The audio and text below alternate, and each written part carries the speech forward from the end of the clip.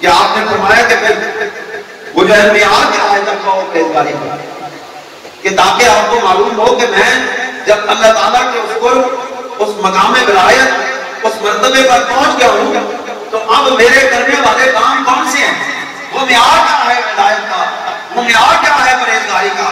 آپ نے مجدد الفسانی رحمۃ اللہ علیہ نے 10 نکات لکھے کہ ایک جڑا بندہ 10 نکات تے عمل کر لے وہ اللہ رب العزت کا ولی شمار ہوگا۔ پہلا لکھتے ہیں اولھا حفظ اللسان عن الغیبہ، سبحان اللہ، پہلا کام یہ کرنا ہے۔ اگر آپ تقویٰ، پرہیزگاری، اللہ کے قرب، اللہ تعالیٰ کی محبت کے درجے پر فائز ہونا چاہتے ہو تو مجدد پاک نے 10 نکات میں سے پہلا درجہ بھی بنایا ہوئی ہے اولھا حفظ اللسان عن الغیبہ، کہ پہلا درجہ جو ہے وہ یہ ہے کہ زبان، اپنی زبان کو دوسروں کی غیبت سے بچاؤ۔ یہ بہت بڑا گناہ ہے، بہت بڑا جرم ہے، اس میں ہم سب شامل ہیں، سب لوگ ہم غیبت کرتے ہیں اور یہ بہت بڑا گناہ کبیرہ ہے۔ آج اس اللہ کے ولی کی بارگاہ میں آئے، اللہ کے ولیوں کی بارگاہ میں آئے۔ یہ سرزمین خدا کی وہ سرزمین ہے کہ حضرت مجدد الفسانی رضی اللہ تعالیٰ عنہ کے اولاد میں سے حضرت قبلہ عام حضرت آغا جان صاحب مدد اللہ علیہ ارشاد فرماتے ہیں کہ وہ جب اس سرزمین خدا شریف پر تشریف لائے تو رات کے 3 بجے مجھے وہ اٹھا کے خواجہ خواجگان سے پورے محمد چرائی رحمۃ اللہ علیہ کے مزار میں لے گئے اور آپ نے فرمایا بدر منصور صاحب رابطہ کرنے کے بعد پڑھتے، آپ نے فرمایا بدر منصور صاحب یہ غوث الاغواث کے مقام پہ پڑھتے، اور جو شخص شورا شریف کی سرزمین پر آ جاتا ہے ان کے اتنے انوارات، اتنی تجلیات ہیں کہ وہ اس سے خالی واپس نہیں ہوتا، اس کو معلوم ہو یا نہ ہو، وہ اس کا احساس کرے یا نہ کرے۔ آپ نے فرمایا کہ یہاں سے وہ انوارات اور تجلیات لے کے واپس۔ تو دوستو آج یہاں اس اللہ کے ولی کی بارگاہ میں بلکہ اللہ کے ولیوں کی بارگاہ میں آئے ہو تو یہاں سچے دل کے ساتھ ہم توبہ کرتے ہیں، میں پہلے اور آپ سب مل کے یہ توبہ کرتے ہیں کہ ہم کسی کی غیبت نہیں کریں گے اور غیبت کا موضوع کو آپ علماء سے سنتے رہتے ہیں۔ دوسری بات آپ نے فرمائی بسانی اجتناب عن سوء الظن، کہ کسی کے بارے میں بدگمانی سے اجتناب کرنا یہ دوسرا مرتبہ ہے، یہ دوسرا نقطہ ہے جو کسی کو مقام ورع پر، تقویٰ پر فائز کرنے والا ہے۔ یہ دوسری نشانی ہے کہ کسی کے بارے میں بدگمانی نہ کرے۔ قرآن مجید میں بھی اللہ رب العزت نے منع فرمایا کسی کے بارے میں بدگمانی کرے۔ اور آپ یقین جانیے میرا یہ تجربہ ہے، لوگوں سے ملتے رہتے ہیں کہ 99% جھگڑے جو ہیں، 99% قاضی صاحب جو مناقشات ہیں، جو اختلافات پیدا ہوتے ہیں وہ صرف اور صرف بدگمانی کی وجہ سے ہوتے ہیں۔ اس کی بنیاد بدگمانی ہوتی ہے۔ جب آپ اس کو دیکھتے ہیں، جب اس کی گہرائی میں جاتے ہیں تو نکلتا یہ ہے کہ یہ تو اسے جھگڑا ہی نہیں ہے، یہ تو ساری بدگمانیوں کے نتیجے میں پیدا ہوئی ہے اختلاف۔ دوستو حضرت مجدد الفسانی رحمۃ اللہ علیہ نے فرمایا والثالث الاجتناب عن السخریہ، کہ تیسرا نقطہ یہ ہے کہ کسی کا مذاق نہ ہو، کسی کا ظاہری عیب دیکھ کے، ظاہر میں مثلا کہ کوئی بندہ لغنت ہے اس کی زبان میں، کوئی بندہ چلنے میں لٹکاتا ہے، کوئی بندہ بات کرنے میں اس کو پریشانی کا سامنا کرنا پڑتا ہے، کسی کی کوئی آنکھ کا مسئلہ ہے، کسی کے ہاتھ کا مسئلہ ہے، اس کے ظاہر کو دیکھ کے بھی اس کا مذاق نہ اڑاؤ، اس کی باطنی اور اندرونی معاملات کو دیکھ کے بھی اس کا مذاق نہ اڑاؤ۔ یہ کتنے دکھ کی بات ہے کہ سامنے ایک سے ایک نوجوان نے مجھے فون کیا، اس نے کہا کہ میں آپ سے ملنا چاہتا ہوں، آپ مجھے معلوم ہوا ہے کہ آپ سامنے لا رہے ہیں، میں آپ سے ملنا چاہتا ہوں لیکن میں لوگوں کے سامنے نہیں مل سکتا۔ میں نے حضور سے پوچھا کہ کیا وجہ ہے؟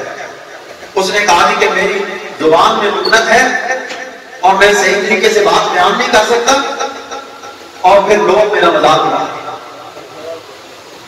کتنے دکھ کی بات ہے کہ یہ اس نے اپنا پیدا کیا ہوا نقصان نہیں ہے، یہ اس کو اللہ کی طرف سے ملا ہوا ایک تحفہ ہے، یہ اللہ کا تحفہ ہے، کچھ سمجھے؟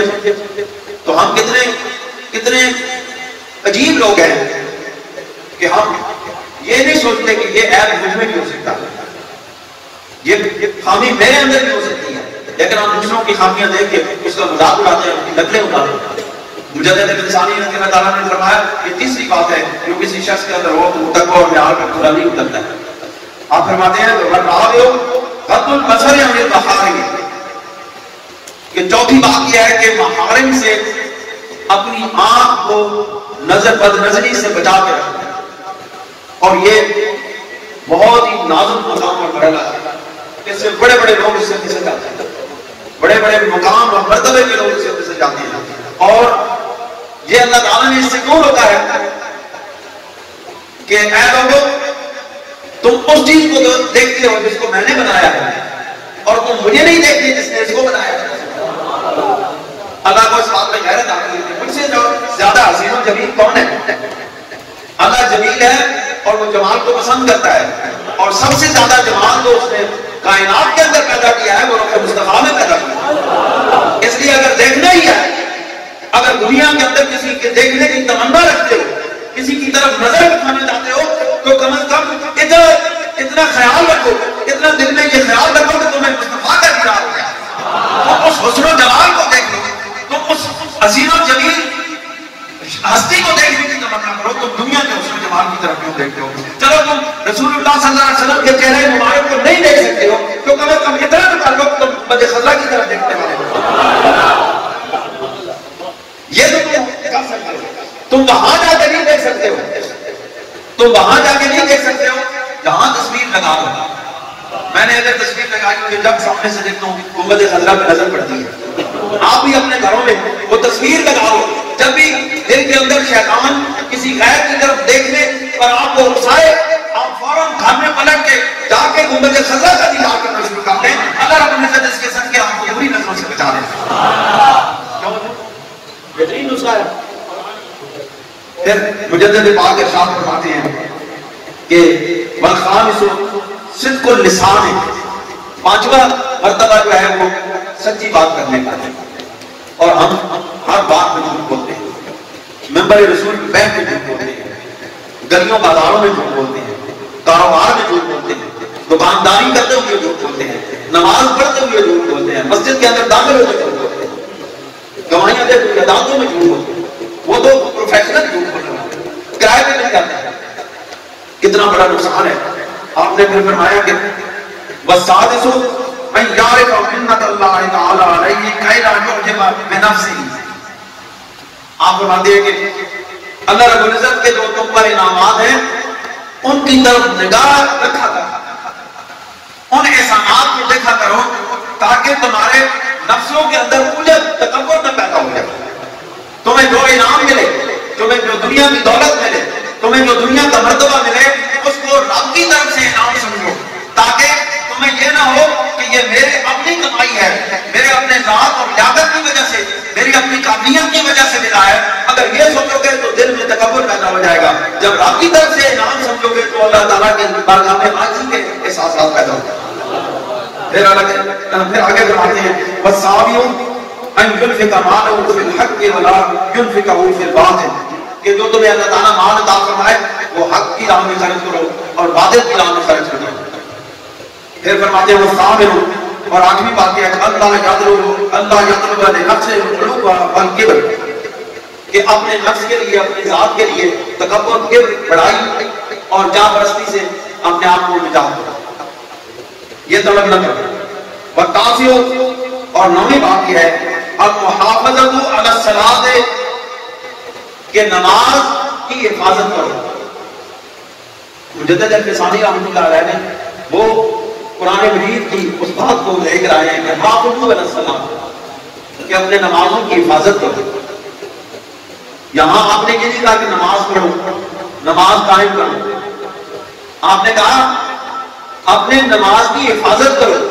اور نماز کی حفاظت کرنا یہ ہے کہ جب تم اللہ کی بارگاہ میں سجدے کے لیے کھڑے ہو جاؤ تو اپنے دل کو ہر غیر سے پاک کر کے صرف اور صرف اپنے رب کی طرف متوجہ ہو جاؤ. اس کو حفاظت کہتے ہیں نماز کی، تاکہ کوئی غیر کا خیال بھی دل میں نہ آنے پائے اور یہ معلوم ہو کہ تم کھڑے جس کی بارگاہ میں اس کے سوا تمہارے دل سے ہر چیز بیٹھ جائے. اور مجدد رحمۃ اللہ علیہ نے ارشاد فرمایا ہے کہ ولایت کا پہلا درجہ، ولایت کا پہلا درجہ یہ ہے کہ اللہ رب العزت کے سوا دل سے ہر چیز کو بھول جائے. ہر چیز کے بھول جانے کا نام، معصیت کے بھول جانے کا نام اللہ رب العزت کے محبوب بندے نے فرمایا جب تو ولایت کے پہلے درجے پر پہنچے گا تو تیرے نشانی یہ ہوگی کہ تو رب کے سوا ہر چیز کو بھول جائے گا۔ اور تو ہر بندہ ولی اللہ بنا سکتا، ہر بندہ جان کے اپنا ہے کوئی بن آپ کو ولی اللہ، بلکہ ہوتا ہر بندہ مجدد بننے کی کوشش کرتا ہے۔ میں مجدد، میں جناب اتنا کم کر لیتا اتنے ہزاروں میرے مرید ہو گئے جاتے ہیں میں مجدد ہوں، حالانکہ ان کو مجدد کا معنی بھی نہیں پتا ہوتا، وہ بھی مجدد بنتے ہیں۔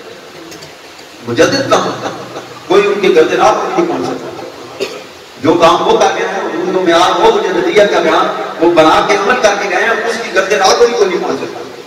پھر فرماتے ہیں والعاشر و 10ویں بات الاستقامت علی سنت والجماعت، کہ اہل سنت والجماعت کے عقائد اور ان کے مطابق جو علماء اہل سنت ہیں جو عقائد جانتے ہیں ان کے اوپر استقامت رکھنا، اور یہ آج کے دور کی بڑی سخت ضرورت ہے۔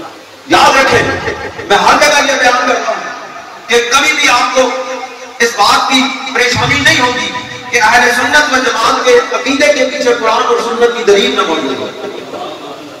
اہل سنت و جماعت کو علماء نے وہ کام کر دکھایا ہے کہ ہر عقیدے کے پیچھے قرآن و سنت کی دلیل موجود ہے۔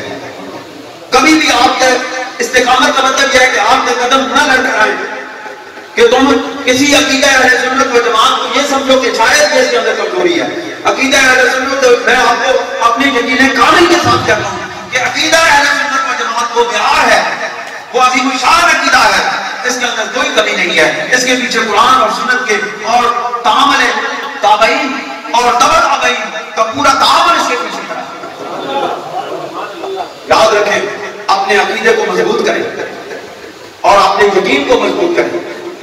اللہ تعالیٰ کے ان ولیوں کی بارگاہ میں آنے کا مقصد یہ ہے کہ اپنے یقین کو کامل کرنے یہاں سے لے کر کے اللہ تعالیٰ ہمیں عمل کی توفیق عطا فرمائے اور اللہ تعالیٰ ہمیں تقوی اور پرہیزگاری کی اس دولت کو سمیٹنے کی توفیق عطا فرمائے۔ وآخر دعوانا الحمدللہ رب العالمین۔ ناظرین السلام علیکم۔ چراہی سادات یوٹیوب چینل سلسلہ نقشبندیہ مجددیہ کی مشہور درگاہ چورا شریف کا مستند چینل ہے۔ اس چینل کے ذریعے عشق الہی و عشق رسول اور عقائد اہل سنت و جماعت کی آبیانی کے لیے خطابات اور مختلف ویڈیوز آپ کی خدمت میں پیش کی جاتی ہیں۔ امید ہے کہ آپ اسلام کی صحیح تشریح اور عقائد حقہ کی اشاعت میں ہمارے معاون بنیں گے۔ آپ سے التماس ہے کہ نہ صرف آپ اس چینل کو سبسکرائب کریں اور بیل کے آئیکن کو پریس کریں تاکہ آپ کو ہماری ویڈیوز کی بروقت اطلاع ملے، بلکہ اپنے دوستوں کو بھی اس میں شمولیت کی دعوت دیں۔ شکریہ۔